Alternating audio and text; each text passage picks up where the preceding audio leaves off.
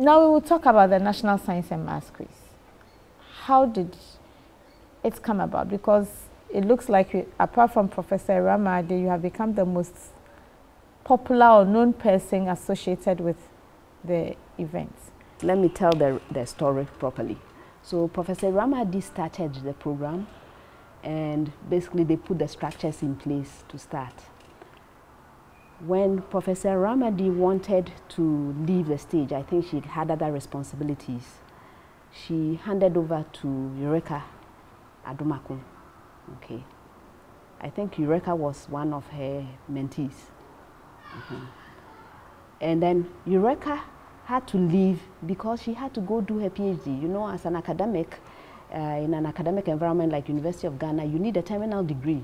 And so eventually, without a terminal degree, you would be required to leave and go and do it. And so she was leaving to do her PhD. That's why there was a vacancy for a quiz mistress. Right? Okay.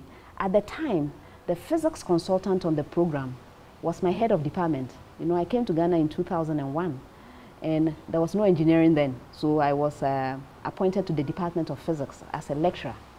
And I had been working really hard in the department. You know, this is me. After everything we've talked about, you know that whatever it is I'm doing, I'll put in my very best. So I guess I stood out, and it was not that hard to stand out also, because I was the first female to be appointed full-time to the Department of Physics since 1948. Okay, first one. So they didn't quite know what to do with a female, also not old, you know, young as I was in those days. And so I was already an auditee in the department and also working really hard. And hopefully my students, I have met some of them who have said good things about me from those days. Yes. So I came to the attention of my head of department, who realized that this was somebody who could probably take over from Eureka as she left for her PhD. So he's the one that approached me, that there's this program and they are looking for a quiz mistress. I didn't know what it was, because those days, and even now, I don't watch much TV.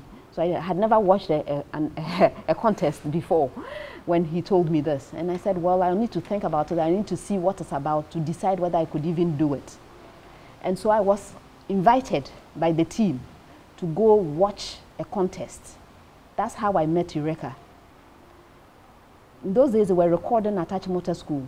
So I remember driving there. This was in 2005. I drove there and watched a contest.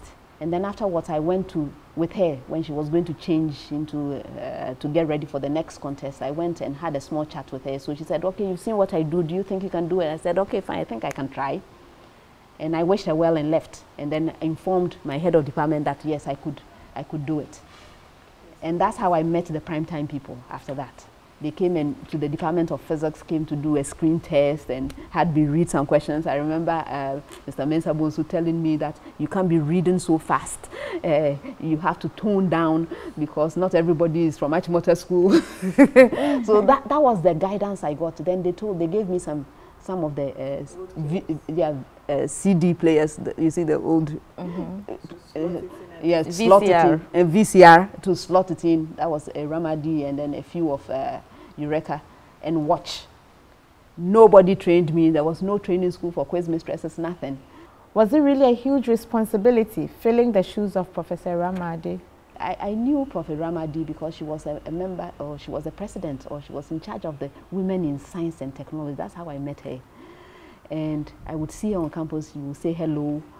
I looked up to her because she was one of the few females in science with that kind of profile. Yes, so I enjoyed my conversations with her, but I didn't think of it as something that I had to reproduce her. I didn't feel that kind of pressure. I felt this was an opportunity for me to also make a difference. Of course, there's a format, but I could bring my own personality to the program, which is exactly what I do. I bring my own personality. I have to enjoy myself. If I'm not enjoying something, I won't do it.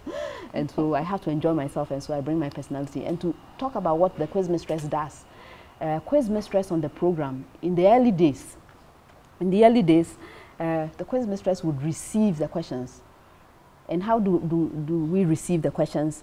You chair meetings of consultants. So they are subject consultants. The subject consultants set the questions. But a subject consultant would not necessarily know about how the question is going to be answered and the possible answers that will come up and so on. They don't worry themselves over those things. In addition to that, in those days, everything was there. You would handwrite everything. And there was no technology. Well, there were computers about, but they were still handwriting on sheets of paper. So quiz mistress has to take all of the questions. We will read every question, of course. We read every question. Quiz mistress has to have a global view of the program and give advice. Okay, is this question likely to work in this round or not?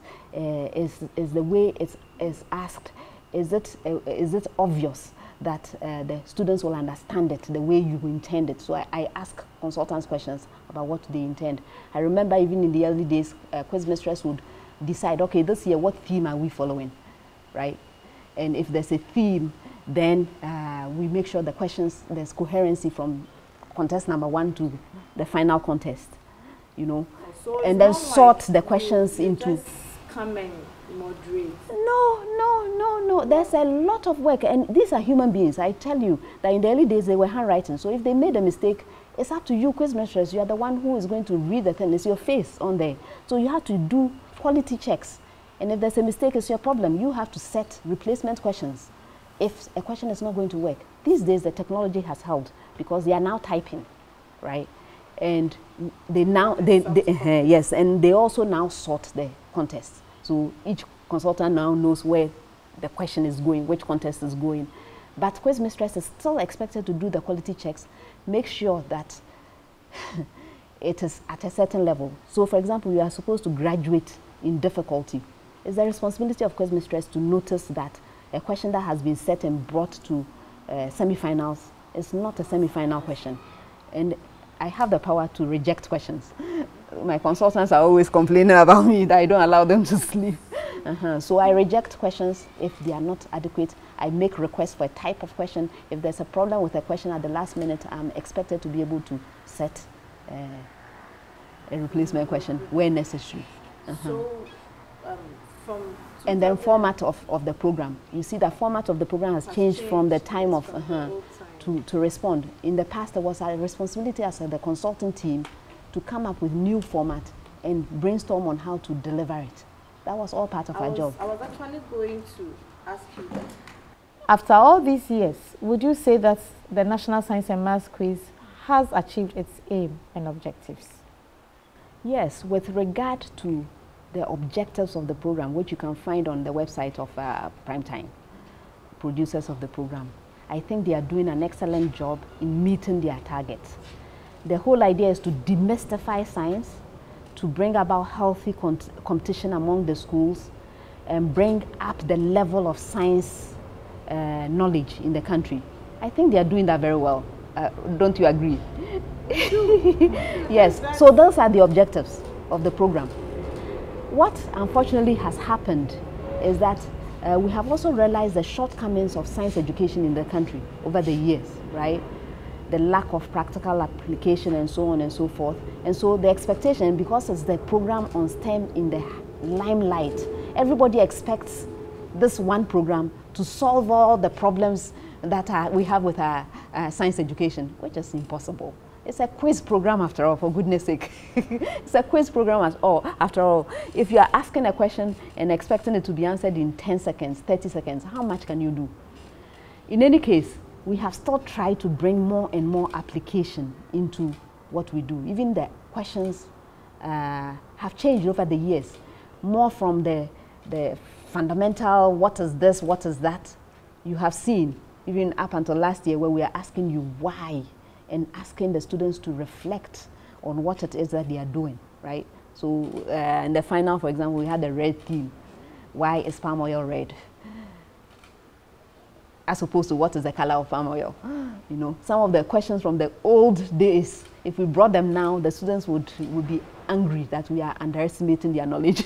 So over the years, we have seen a much higher level of expectation from the program, but it is still a quiz program, and there is only so much you can do with it. For all that we have done and the campaign that has been launched for girls and females to get into science, technology, engineering, and maths, a female school is yet to win the National Science and Maths Quiz. Do you foresee a time that one day a female school will be crowned the champions of the competition? Yes, I always have hope. If you have been listening to me on different interviews and different platforms, you know that I always have hope. I think it will happen. When it will happen, I don't know, but I think it will eventually happen because I've seen the changes that have been taking place over the years. When I first started, the girls would come and you could tell that they had a confidence problem. They would be whispering the right answers because I can hear, you know, I could hear them. And yet, even which of the contestants to answer the question sometimes was a problem for them. When it came to problem of the day and they had to get up to go and present their solution on the boards, you would hear them arguing which of them would go because they had, you know, a problem with confidence. So for a while, I thought the issue was the confidence level of the young ladies. And I advised many schools, for example, to look at the confidence level of their contestants, not necessarily the technical competence, but also the ability to face a crowd and the ability to present themselves well when the expectations are so high. And the schools started doing that. I remember in those days, the girls' schools would almost no audience, or a few girls would come. I remember your school, Wesley Girls, for example, they would come and have this beautiful clap. Or some of the girls' schools, when the boys took this thing very seriously, when they come and sit down, you know, they don't sit down idle. You will see them writing, you know, they are putting down information that they need in order to be able to answer the questions. The girls will come there and sit beautifully, waiting for the contest to begin. Nothing like preparation, nothing like strategy when the boys were doing that. Again, I advised, you know, when I see these things, I advise the schools that come and ask for advice. And I've seen changes. Now, the girls come there and they are singing as hard as the boys. The girls on stage with me are as bold as any other, other boys that you will find on there.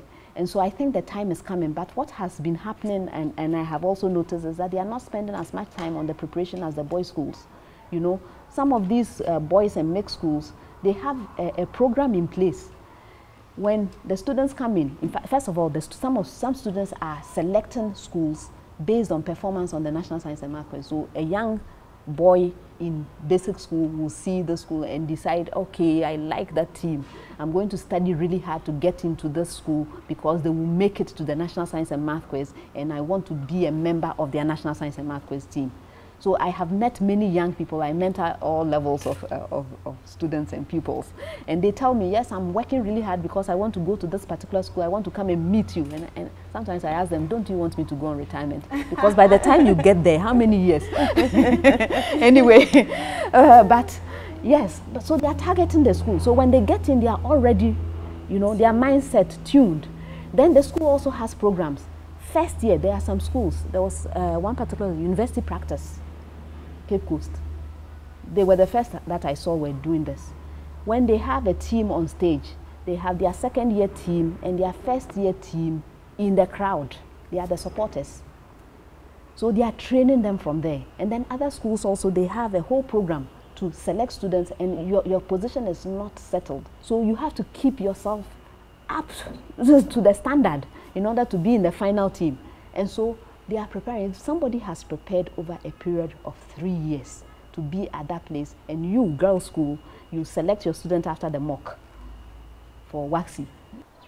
Are we not putting too much pressure on the children or the contestants, having them to prepare all the lengths that we go to, the focus and all the attention it is getting now? Are we not putting too much pressure on the contestants?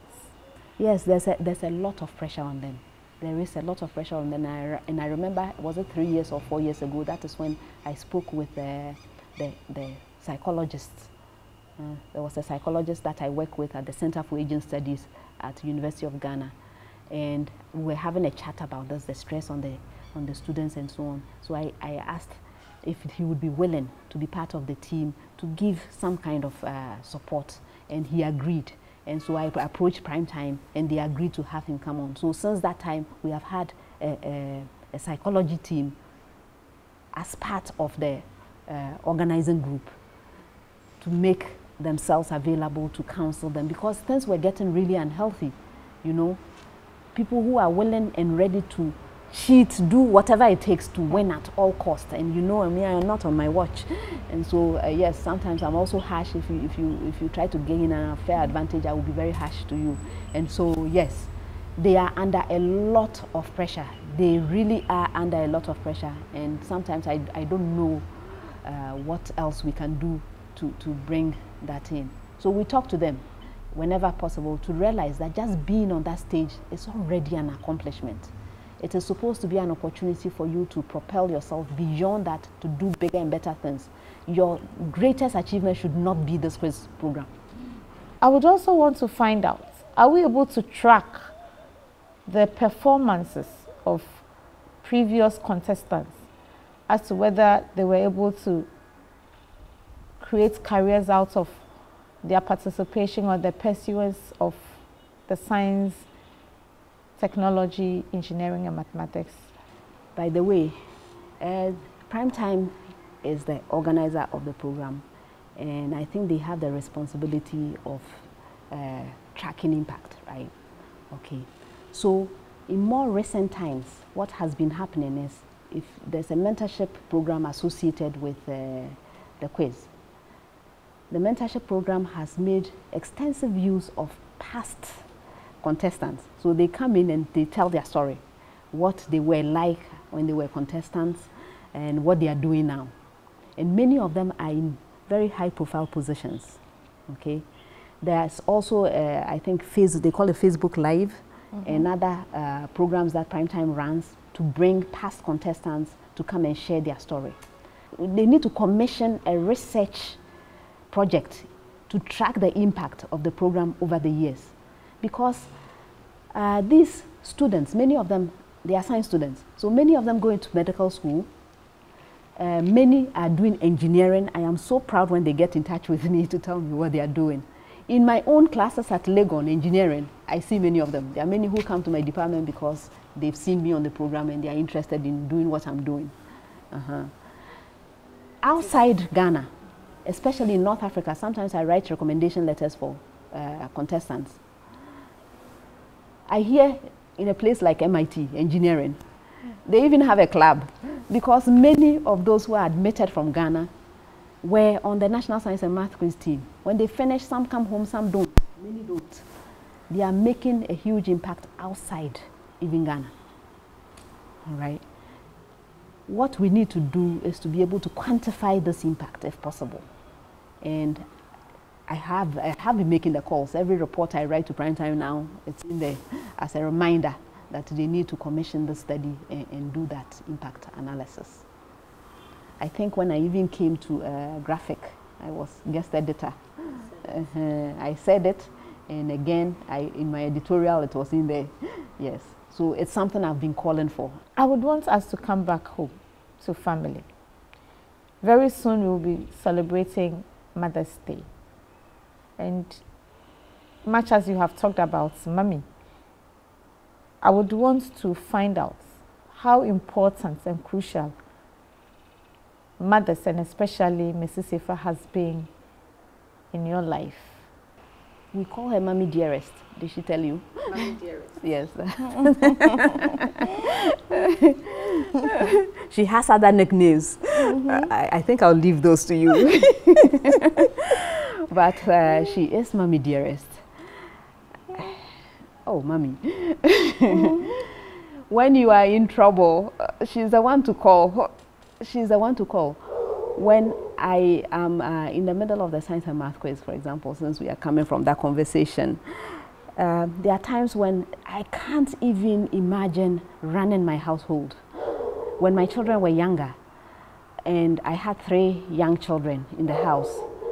When I started in 2006, my youngest was 3 years old. And the house must run. I'm a single parent. The house must run. It is Mommy who will come and live with me, making sure that all the things that need to happen, children to go to school with all the things that they need, she would be the one to think about that, because I was so busy making sure the questions are right, everything is right, and I have enough strength to run the many programs that I do. When I was traveling to conferences, academic activities, which is part of my career, and nobody is in the house, mommy is the one who will come. Even having my children, I remember she was the one that wanted grandchildren so much. So I negotiated with her. If I actually have the grandchild, mommy, are you sure you're going to be there? She said yes, and she did come to the US and spent 6 months with me with my first child. And the second child too, she was there and spent some months. You know, this is the kind of support. I didn't know what to do. I remember Maya, when Maya was born, my first one, trying to breastfeed her, and I didn't know what. I was so frustrated. I was crying, calling my mommy, mommy, mommy, and she would come and give, you know, that calm voice for you to be able to continue. When I have all kinds of challenges, I call her, and mommy will be like, okay, fine. You know what? This problem is probably solved. It's going to be solved in a very simple way. You think you can't see anything. You are running into a panic. Calm down. Everything will be okay. That is what she does for me. When I'm sitting on stage, up until COVID started, she attended every single contest. She was there for almost every contest. Not because she loves science and math quiz so much, but because she's praying for me. She prays for me. Much as you have talked about mommy, I would want to find out how important and crucial mothers, and especially Mrs. Effah, has been in your life. Mommy is there for all of us. She's all that we have. She's our mother, she's our father. We don't have anybody apart from her. And growing up, she's taught us to be very independent. Very, very independent to a fault. Because if you're in a relationship and the other person is not doing anything, we take up all those responsibilities. Because we can't sit down and allow things to just go anyhow, haywire. So mommy has been there for us. She's taught us all the values, integrity. We don't tell lies. We are not greedy.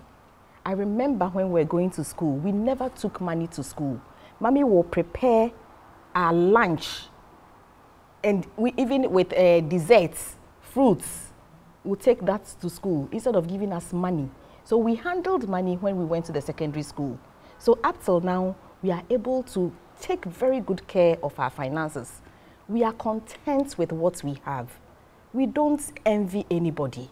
We are there for each other. And these are all traits that mommy taught us. And mommy will cook, and I think I've taken that from her. I also love to cook, but I cook when I'm inspired. Oh, I remember mommy will tell me, I remember when I was in Ibri Girls, when I'm coming home, I should list all the things that I need. And she knows that if I tell daddy, he will make sure that all those things are in the house. So I'll list all the things, bag of rice, this, that, and then my daddy will just say all kinds of things, but he does it. I'll come home and he would have bought the bag of rice, he would have bought the gari, he would have bought everything that we needed in the house, milk, everything. So, mommy, although is calm, she's not that calm. Don't be deceived. She's not that calm. You cannot take her for granted. And I think I took that from her too. I don't want to be taken for granted at all. If you take me for granted, you are in my bad books and you wouldn't like it. So, mommy is not too calm. She used to beat me. She used to chase after Kofi. Yes, and chase after Kofi wouldn't want to go to school. She would chase after Kofi with a pistol, warmer. And then they will say, Eddie too. Then they'll get to a crossroad where Kofi wouldn't be able to move, and then said, Eddie too.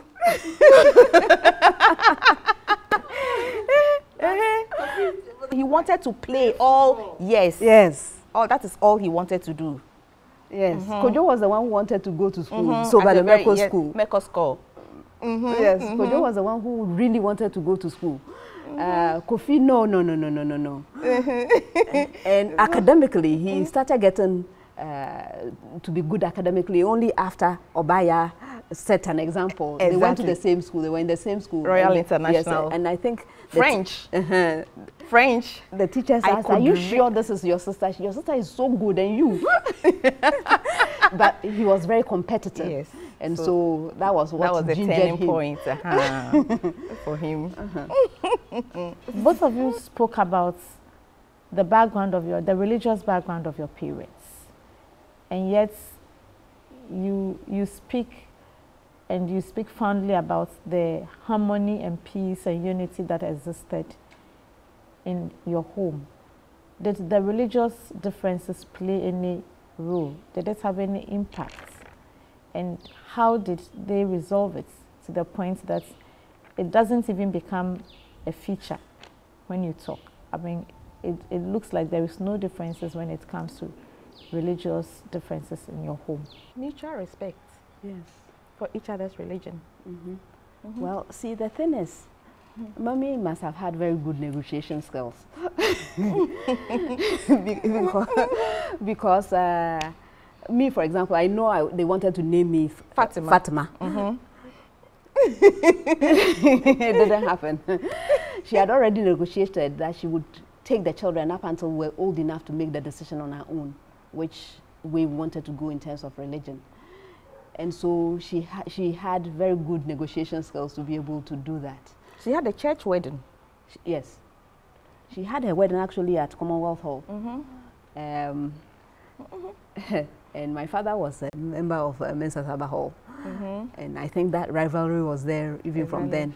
They decided they would go and eat the wedding cake and all. Because her brother was the Chief Vandal. Her brother was Chief Vandal. Anyway, so it was challenging. But the thing is, at home, we celebrated all the things. If it's Eid, we will do the Eid. If it's Christmas, we will have Christmas. We will celebrate all of them. And the thing was, Daddy was very knowledgeable about the Bible. Probably even more than me. I mean, I have to admit, more than me. And so you could not go there to try and evangelize him. I mean, it would be ridiculous. What he said to me, I don't know if he said it to you as well, was that we have to have respect for each other. As long as I don't come and step on your toes, please let me be. And so we had an understanding, and we got along really well. It was not an issue. So we would have the Christmas tree. He would participate in the enjoyment with us, and we would enjoy with him when it was his turn. Yes. That's how it went. And so we had the best of both worlds. Yes. At a point in time when I said I was going to stop going to church, he was the one that told me not to. We will come back to STEM. That has been the clarion call, at least in the last 3-4 years. More focus or emphasis on girls into it, obviously because of where we are coming from. Do you think it is the right call? Absolutely. It's very much in order. If you look at countries that have developed, they have developed on the back of STEM. And so if our education does not emphasize the role of STEM, our ability to come up with the technologies and the processes and all the infrastructure, everything else that is needed for national development is going to be at risk. So it's important that we focus on STEM. And I'm happy that we are talking a lot more about it, and we are doing also a lot more about it. I'm not quite sure I understand what the approach is right now, which is being questioned. But what I think needs to happen, and this is what I have been talking about over many years, is we need to have the end outcome in mind. So if we put a lot of emphasis on STEM, what are we supposed to get out of it? So if we know the outcome, if we know that we want to train a particular batch of students in this particular area, what should they be able to do at the end of that training program? What should they be able to contribute? All of this is for national development. So what should they be able to contribute to the development of the country? If we know what we are trying to achieve and what we want is measurable, then we'll be able to say after a period of time that yes, we've been able to accomplish our objectives and the approach we took was the right one. But this is the case where a lot of the time we have no end game in mind. We have no idea what we are trying to achieve. It's popular to be doing something, so we jump into it and just do it. When it comes to assessing the impact of what we have done, it becomes difficult because we never had any outcome, measurable outcome in place to be able to do that assessment. I don't know whether we have been able to quantify the outcome of that project, if I could use the right word, where we are getting many more girls to take up science at the SHS level. Are they able to continue through to the university level and make careers out of that? Are we able to get that indication that because of this crusade or this plan that we started, many more girls are now getting into science-related courses? They are able to carry it through to the universities and they are making careers out of it. Okay. Luckily, what you are asking for should not be too difficult to do, because if we are only tracking participation, then it should be possible to look for the numbers. So if we start with a certain year, we should be able to go to that year, find out how many females were in basic school, junior high school, senior high school, and then move on. But you see that if you talk about, you started by saying the past 4 years. If you're only talking about 4 years, it will be hard to track, you know, the effect of the campaigns that we have had over these past few years.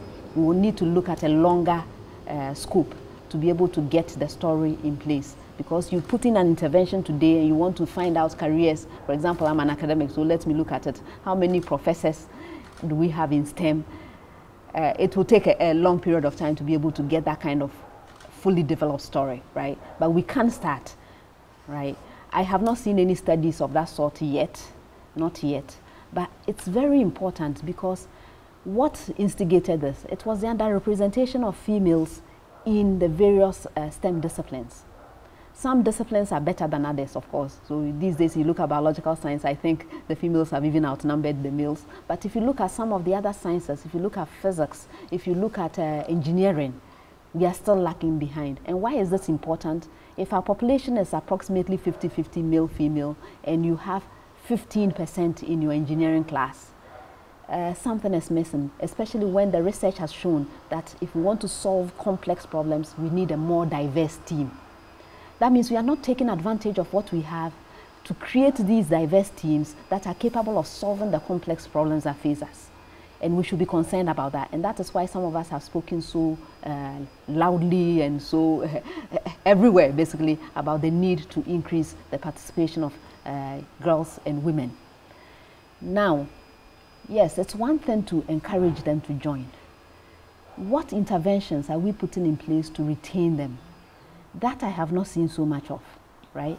I know a place like KNUST, you know, typically science, technology, university, they have started doing some things that make me happy. At least I've heard about them. I may not have seen them or participated personally, but I have seen that they have clubs in place. You know, there's a women's groups that encourage participation even after they have admitted their students, and they have programs that help them to stay on and graduate. We need to see more of that everywhere. It is not sufficient to bring them in and then abandon them. And the worst thing you can do for a female is to bring them into an environment where they are the only one, they are isolated. The chances of keeping them or even encouraging others to come in becomes more and more difficult because of the experiences they face. Sometimes the experience of not even belonging and no support system can create many serious problems. So we need to start looking at more interventions, more programs that help to nurture the young ladies once they have decided to enter. We still have the leaky pipeline. Last year, I was looking for engineering professors in Ghana because a colleague or a senior colleague from Nigeria was writing a research proposal, and he felt he needed to get a woman of professorial level in engineering to join the proposal. He approached me. I was very busy doing other things. I said I couldn't do it. He tasked me to find the women professors. By the time I found any of them, the proposal deadline had passed. But what was even more revealing at the time, this was last year, towards the end of the year, was that there were only 3 of us. I am an associate professor of engineering. The others, none in our other institutions that are typically noted. I mentioned KNUST earlier, none from there. It was UMAT that had 2, making 3 of us in total. This is unacceptable. is simply unacceptable. So we have women that are coming through the pipeline, but it is still a leaky pipeline, because by the time you get to the higher levels, you have lost most of them. We need to find ways of supporting these women to be able to reach these levels. So those of us who have been able to get to a certain level, it is imperative that we look behind us to see what our juniors are doing, and if we can support them to reach these levels is most important, because you cannot aspire to be what you cannot see or identify with. What have you been up to in the last few years, beyond being the quizmaster for the National Science and Maths Quiz? Oh, I'm doing a lot of activities. It's amazing that you are so interested in science and math quiz and not my other activities. I have always been a pioneer, and you know that I'm the founding head of the Department of Biomedical Engineering. I was actually recruited to University of Ghana to help build the engineering school. Yes, so I'm still there. I'm currently at the University of Ghana in the Department of Biomedical Engineering. But just last year, I spent the whole of 2021 at the University of Health and Allied Sciences, UHAS. And what I was doing was joining a team to build a new department of orthotics and prosthetics. This department basically focuses on training students, educating students to become professionals in orthotics and prosthetics. They get a bachelor of prosthetics, of orthotics and prosthetics. This is the first program of its kind in Ghana. And we are very proud of it. Our first batch of students are now in their second year doing amazing things, and we have a new batch of students in their first year now. So that is what I do. I'm an academic going through academic life and trying to bring up some of these programs which were not present in Ghana, but the professionals from which we need very much in order to build our country. Prof, I guess it's in order if I call you Prof now that it is formal. And this year we celebrated the International Women's Day with the sub-theme on breaking the biases. How do you think we should work together to break the biases that exist in your field and all other facets of life that affects the gender? All right. First of all is to acknowledge that these biases exist in the first place. I have been amazed when I participated in a couple of panel discussions around the International Women's Day and the theme. And following that, I have had contacts from certain people I know, who have expressed interesting views. As we sit today, there are some who don't believe there's any bias at all. So if you don't believe there are any biases, there would be no reason for you to change anything about the way you are operating. Unfortunately, we still have the data and the statistics that show that we have underrepresentation in some of these disciplines that are most important in building a nation. And so for me, the theme was important because what it did was bring the discussion to the forefront. Let's continue talking about it. Sometimes, and in fact, most of the people who perpetrate the bias, they don't do it intentionally. It's because of the way we have been socialized. So some things which we see as unacceptable are perfectly all right because that is how they were brought up. That is what they have seen throughout their lives. So by bringing these issues up, talking about it openly, allowing the people who may be facing bias will increase our likelihood of realizing that some of the things we do, sometimes subconsciously, have an impact on the way in which we receive we receive information and even process the information and then take action on those pieces of information. Another thing is that it's not just women who face bias, men also face bias. So this is an exercise that is not only going to benefit females, it's all going to benefit all of us because we are going to be much more intentional about the things we say and do because we are talking about it and we are much more mindful that these things exist in our society. And it's not just Ghana, this was a worldwide event. It's important that we do talk about it because sometimes those who face bias are isolated, they are alone, they have nowhere to go and air their views. So let it not end with 2022. Let's keep talking about it and let's keep finding ways of dealing with it. Your final words, and then we will wrap up. It's been a pleasure talking to you about the family and about STEM. I have been a very private person all my life. As you found out for yourself, I am usually the quiet one in the family. I'm the one who is likely to be in her books doing the quiet things. But you have revealed it. I hope the information you have found is a learning, it provides learning opportunities for those who are watching and are looking for opportunities to grow in their own lives. I hope the many examples from my family is also something that inspires others to live a better life. Your family is everything, really. It is where you cut your teeth in the many things that you will achieve in life, and having a supportive family is extremely important. They have been my backbone, and I hope we each aspire to have people like that in our lives as well, who will take us along our journeys. And I want to say thank you to all my family members. I am who I am today because they have been there to be with me and to support me in all the things that I do. I am most grateful.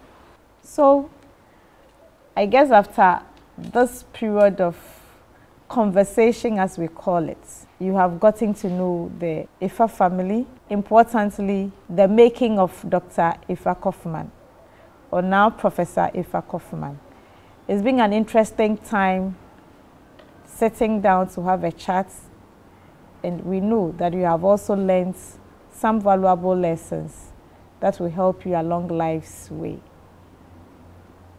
It's been interesting coming to your homes, and we are hoping that we can meet another time. Thank you for sticking and staying with us, and enjoy the rest of your time. Thank you.